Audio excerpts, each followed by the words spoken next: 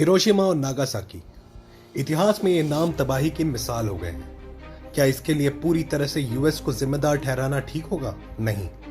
इसमें जापान ने Pearl Harbor पर हमला करके खुद के पैर पर कुल्हाड़ी मारी थी।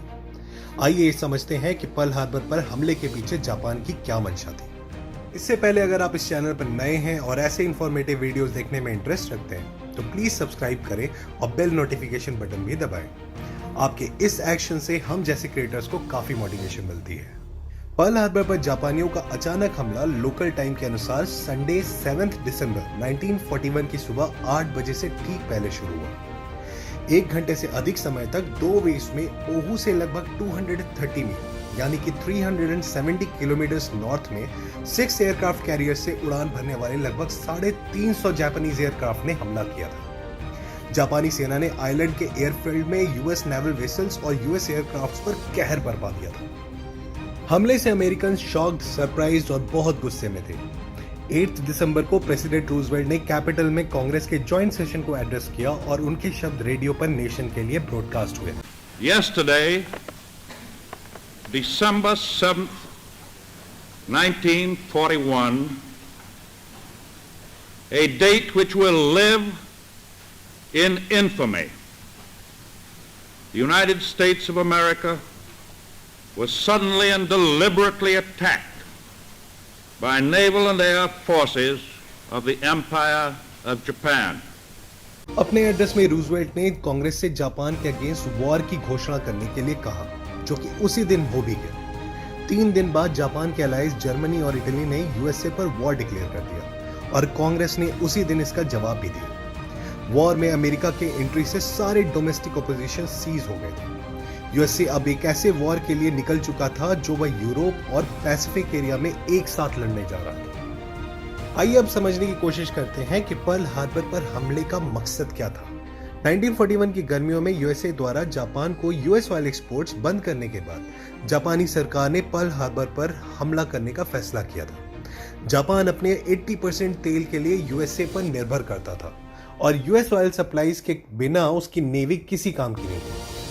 पर्ल हार्बर पर हमला करने में जापानियों को यूएस पैसिफिक फ्लीट को क्रिपल्ड करने की उम्मीद थी ताकि जापानी नेवी को पैसिफिक एरिया में इंडिपेंडेंट शासन करने को मिल सके। जापान एक एशियन को प्रॉस्पेरिटी स्फीयर यानी कि एशियाइयों के लिए एशिया मतलब एशिया फॉर एशियंस बनाने के थॉट से भी स्ट्रेटेजिकली मोटिवेटेड था, जिसमें जापान यूरोप और यूएसए की कॉलोनियल होल्डिंग्स पर कब्जा करना चाहता था।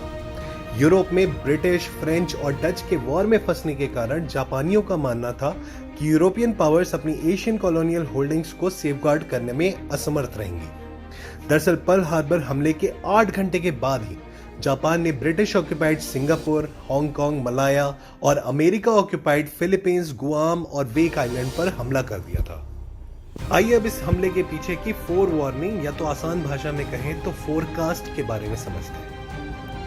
पर्ल हार्बर पर हमले के लिए यूएसए बिना तैयारी के पकड़ा गया था, लेकिन अगर कुछ बैड लक नहीं होता तो चीजें अलग हो सकती थी। यूएसए ने प्रोजेक्ट मैजिक में जापानीज डिप्लोमेटिक कोड को तोड़ दिया था और जनरल जॉर्ज मार्शल को हमले के दिन ही एक डिकोड किया हुआ जापानीज मैसेज सौंपा गया था, जिसे पर्ल हार्बर में अमेरिकी बेस को संदेश के द्वारा भेज दिया गया था कि सतर्क रहें।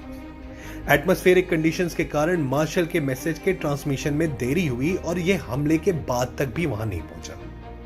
इसके अलावा यूएसए को पता था कि पैसिफिक एरिया में कहीं जापानीज अटैक काफी इमिनेंट था, लेकिन अमेरिकी सेना और गवर्नमेंट पर्सनल ने सोचा था कि फिलीपींस या जापान के करीब साउथ पैसिफिक का कोई अलग एरिया पॉसिबल टारगेट होगा। पर्ल हार्बर जापान से लगभग 3500 मील दूर था और अमेरिकी सरकार और सेना के लिए यह एक इम्पॉसिबल टारगेट लग रहा था। इस हमले में 68 सिविलियंस के साथ साथ 2403 यूएस पर्सनल की मौत हुई और 8 बैटलशिप्स के अलावा 19 अमेरिकन नेवी शिप्स को डैमेज या डिस्ट्रॉय कर दिया गया। यह एक लहर थी जिसने पूरे यूएसए में वॉर मोड को ऑन कर दिया था और वहां का एक सिविलियन जापान से बदले के लिए तत्पर था।